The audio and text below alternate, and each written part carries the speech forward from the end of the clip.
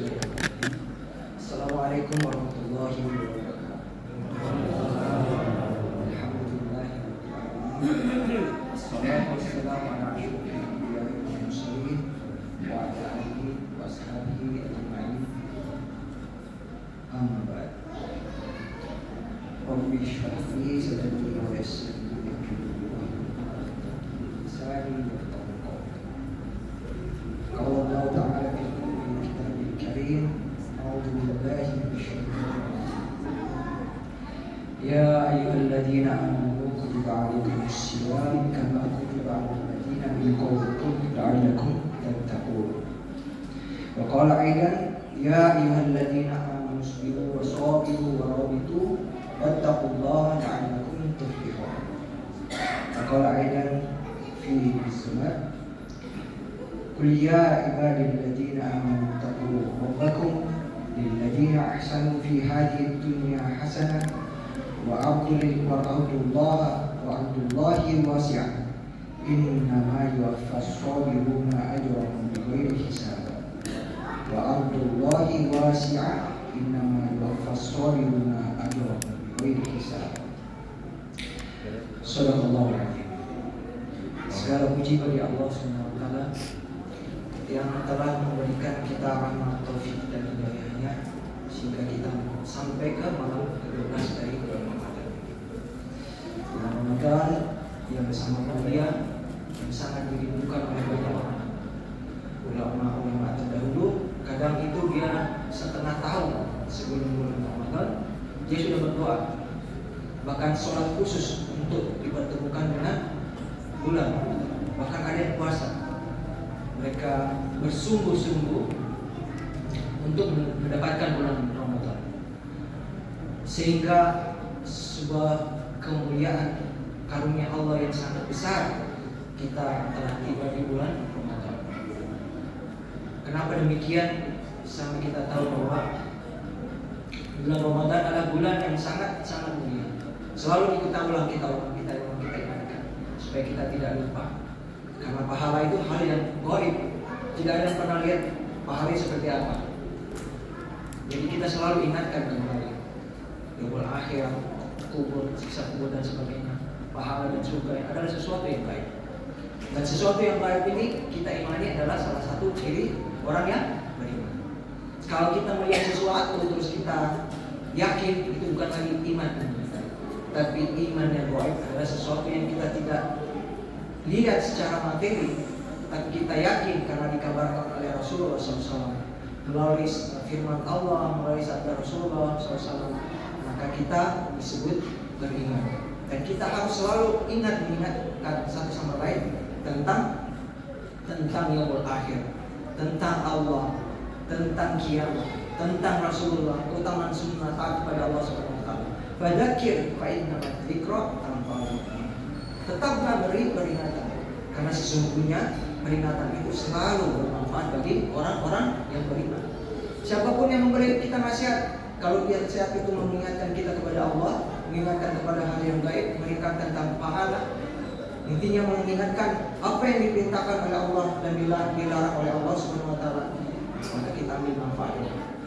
Unzur ila maqila wala tanzur ila ma qala.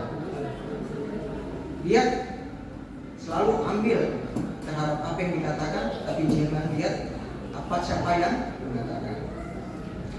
Salam dan salawat kepada Rasulullah SAW yang telah sebagai suri teladan kita, sebagaimana disebutkan di Al-Quran, laqad kana lakum fi Rasulillahi uswatun hasanah liman kana yarjullaha wal yawmil akhir. Bahwa sesungguhnya di dalam diri Rasulullah SAW itu adalah uswah, contoh, suri teladan yang baik. Suri teladan yang baik bagi siapa yang disebut bagi orang-orang yang percaya kepada liman kana yarjullah, barang siapa yang berharap bertemu dengan Allah wal yaumil akhir, dan bertemu dengan hari akhirat. Perkara bertemu dengan Allah ini bukan perkara mudah. Bukan perkara bertemu hari akhirat ini bukan perkara mudah. Karena ketika kita melalui hari akhirat banyak tahap-tahap yang kita lalui. Itu kita wafat, masuk ke kubur, setelah kubur alam barzakh, kemudian kita dibangkitkan. Banyak proses yang sedang kita nanti titian sirat, kemudian yang mizan ditentukan di mana kita, di neraka atau di surga. Setelah di surga baru kita ketemu Allah. Inilah sebuah kenikmatan yang sangat tinggi yang tidak ada lagi di atasnya. Sehingga Allah selalu menggunakan kata man aslama wajhahu lillah. Selalu kata barang siapa yang menyerahkan wajahnya, mengharapkan wajahnya bertemu wajah Allah, sebuah ungkapan bagi orang-orang yang ikhlas. Karena bertemu kepada Allah bukan hal yang mudah, menyangkut iman, ilmu, amal. Bagaimana kita melaksanakan perintah Allah setelah kita tahu ilmunya dan menjauhi larangannya. Itulah yang disebut bukan perkara yang mudah, karena kita melalui tahapan sampai kita bertemu wajah Allah. Dan orang yang bertemu dengan wajah Allah, orang yang selalu mengharapkan wajah Allah, inilah sebuah ungkapan bagi orang-orang yang ikhlas. Alhamdulillah, kita sekarang melaksanakan puasa ini sebagai perintah Allah Subhanahu wa Ta'ala. Telah disebutkan bahwa ada 5 perkara yang diwajibkan. Itu puasa pertama, bersaksi kepada Allah, bersaksi bahwa tiada Allah, tiada ilah selain Allah. Kemudian bersaksi bahwa Muhammad Rasulullah SAW sebagai utusannya. Kemudian mendirikan salat, membayar zakat, membayar puasa. Kemudian membayar zakat, membayar puasa. Membayar puasa dan membayar zakat. Jadi ada yang bertukar kadang-kala di sebuah riwayat antara puasa dan zakat ini.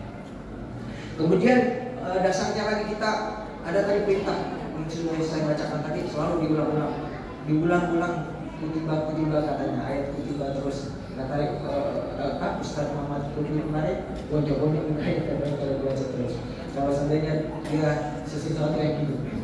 Tapi ini kita selalu ingatkan, kutiba alaikumussyam, diwajibkan atas kamu, ya ayyuhalladzina amanu kutiba alaikumussyam, diwajibkan atas kamu berpuasa sebagaimana kutiba alal ladzina min qablikum la'allakum tattaqun. Sebagaimana diwajibkan oleh orang-orang sebelum kamu, sahabat kamu bertakwa. Kata ya ayyuhalladzina amanu, ketika Allah menggunakan kata ya ayyuhalladzina amanu, menurut Abdullah bin Mas'ud, ketika ada kata ya ayyuhalladzina amanu di Al-Qur'an, maka dengarkanlah, sungguh-sungguh dengarkanlah. Karena setelah kata itu ada perintah yang ada kebaikan yang harus kita ikuti dan ada larangan yang harus kita jauhi. Adapun tema yang akan saya sampaikan insyaallah itu meraih pahala tanpa batas dengan meraih pahala tanpa batas puasa Ramadan dengan sabar. Di hadis qudsi disebutkan bahwa pahala minimal orang yang berbuat baik itu 10 kali lipat, bahkan 700.000 kali lipat. Tetapi pahala orang yang berpuasa, Allah sebutkan bahwa puasa itu adalah untukku dan aku sendiri yang akan membalasnya. Kata Syekh Muhammad di dalam syarahnya, entah itu tentang sabar, saya lupa sabar atau puasanya, dia berkata, kenapa Allah Subhanahu wa Ta'ala membalas atau memberikan pahala yang tidak terbatas bagi orang yang berpuasa? Kenapa itu bisa? Karena di dalam puasa itu ada amalan sabar, sehingga pahala orang yang berpuasa itu tidak terbatas, tidak terbatas. Kita dengar tadi firman yang dibacakan dari Al-Quran tadi, firman Allah Subhanahu wa Ta'ala, ya ayyuhalladzina amanu sabiru, ya ayyuhalladzina amanu ista'inu bis-sabri was-shalah, innallaha ma'as-sabirin. Wahai orang-orang beriman, jadikanlah salat dan sabar sebagai penolongmu. Sesungguhnya Allah bersama orang yang sabar. Ungkapannya. Dan lebih eksplisit lagi, banyak kalau kita buka ayat tentang sabar di Al-Quran, banyak sekali berbicara tentang sabar, baik itu keutamaan orang bersabar, pahala orang yang bersabar, dan perintah untuk bersabar. Tadi itu satu ayat yang perintah tentang bersabar. Di ayat surah Al-Imran Allah berfirman, ya ayyuhalladzina amanu sabiru wasabiru warabitu wattaqullaha la'allakum tuflihun. Sudah, hai orang-orang beriman, kita perdengarkan lagi. Wahai orang beriman, perhatikan lagi. Ya ayyuhalladzina amanu sabiru, isbiru, sabarlah. Wasabiru, dan tetaplah meningkatkan kesabaran. Terus menerus bersabar. Warabitu, dan berjagalah. Sekarang bersabar itu berjaga-jagalah. Wattaqullah, dan bertakwalah kepada Allah, la'allakum tuflihun. Ketika Allah menggunakan kata la'allakum, kata ulama, itu tidak sama dengan la'allakumnya manusia. La'allakum agar kamu enggak. Ketika Allah berjanji agar kamu itu pasti. Dan tadi juga yang saya sudah bacakan ayat tadi di surat Az-Zumar ayat 10. Di situ disebutkan, "Qul ya ibadilladzina amanu taqu rabbakum." Katakanlah Muhammad, wahai hamba-hambaku yang beriman, bertakwalah. Lilladzina ahsanu fi hadhihi dunya hasanah. Bagi orang-orang yang berbuat baik di dunia ini akan memperoleh kebaikan. Wa ardullahi wasi'ah. Dan bumi Allah itu luas. Innama yuwaffas sabiruna ajrahum bighairi hisab. Dan sesungguhnya hanya orang yang bersabarlah yang disempurnakan pahalanya tanpa batas. Jadi kalau selalu asumsi kita dilipat gandakan 10 kali lipat, 700.000 kali lipat, tidak. Bagi orang yang sabar, pahalanya tidak terbatas. Kenapa demikian? Karena Allah sendiri menyebutkan innallaha ma'as-sabirin. Allah berserta orang-orang yang sabar. Kalau misalkan ada orang kaya nih, kita minta duitnya, dia kasih kita 10 juta. Ya. Misalkan ada orang kaya, kasih kita minta duit, ada orang kasih 1 miliar. Tapi kekayaan orang ini triliunan. Nah, dan dia kasih kita pilihan, kamu mau duit 10 miliar atau menikah sama anak saya. Nah, kalau dia menikah dengan anaknya berarti dia bersama tua tadi. Nah, sebab itu gambarannya. Ketika kita hanya mengharapkan apa yang dimilikinya, apa yang diberikan, itu masih terbatas. Tapi kita bersama Sang Pencipta, bersama Allah Subhanahu wa taala, maka pahala-pahala itu tidak akan terbatas. Inilah penjelasan Syekh Muhaimin terhadap bagaimana kenapa orang bisa mendapatkan pahala yang tidak terbatas di dalam puasanya. Karena salah satu hikmah di dalam puasa itu adalah melatih kita untuk bersabar, membuat kita lebih bersabar. Nah, apabila kita tidak ada upaya dalam puasa ini, karena dari mulai kita bangun sahur sampai berpuasa ada tiga bentuk kesabaran, semua ada di situ. Penjelasan ulama, penjelasan Syekh Muhaimin bahwa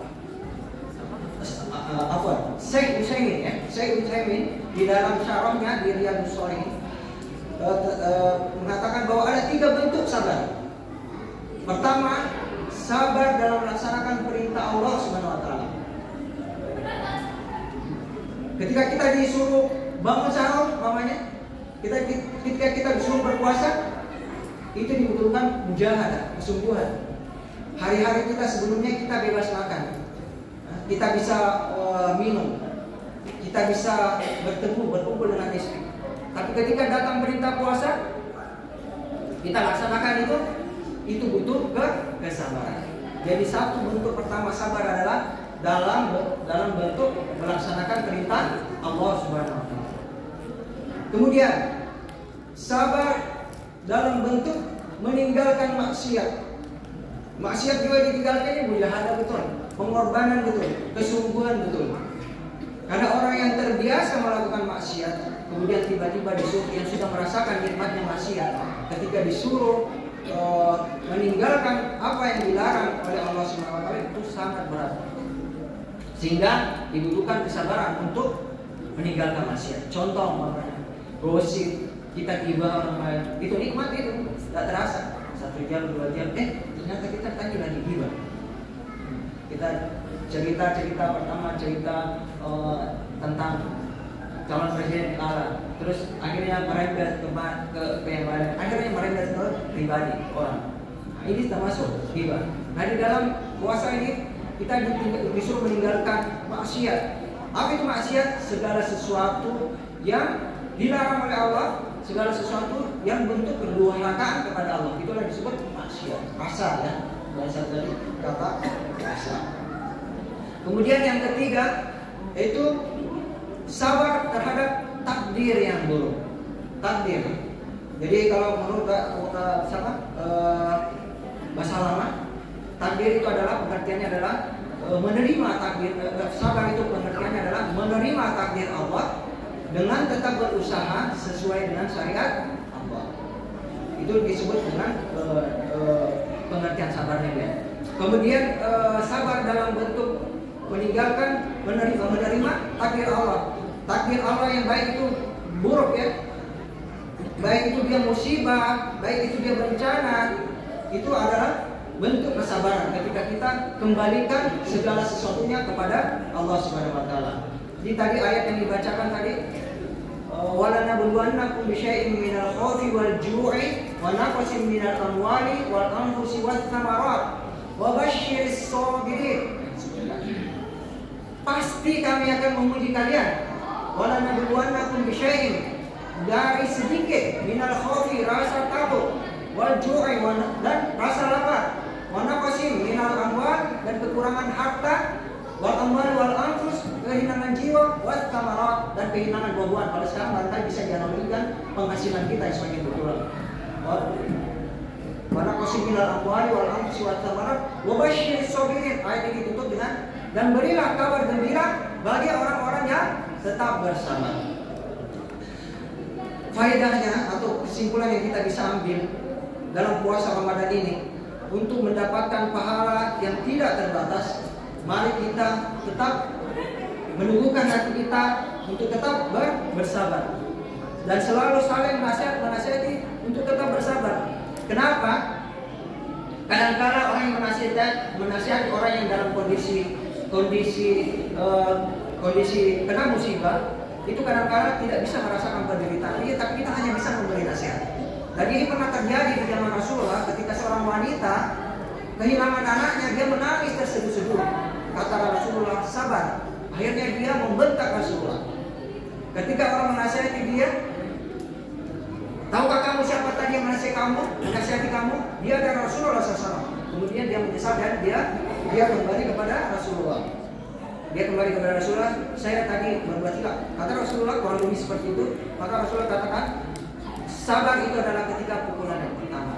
Nah, Rasulullah sendiri saja yang memberi nasihat, masih ada kadang-kala orang yang tidak terima nasihat yang sabar. Apalagi kita, kadang-kala kita di luar kondisi itu orang biasa bilang, ya enak saja kamu bilang bicara begitu, nasihat kita lebih sabar. Kamu tidak rasakan penderitaan kita. Tapi di dalam Al-Quran disebutkan, wal asr, demi masa, innal insana fi khusr, sesungguhnya manusia itu semua berada dalam kerugian. Secara umum disebutkan di sini. Illa, ada pengecualian, ada eksepsi, ada negasi.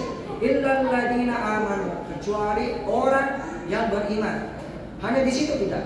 Wa amilus sholihat, dan beramal soleh. Wa tawasaw bil haq, tidak hanya berhenti di situ, tapi wa tawasaw bil haq, wa tawasaw bis sabr.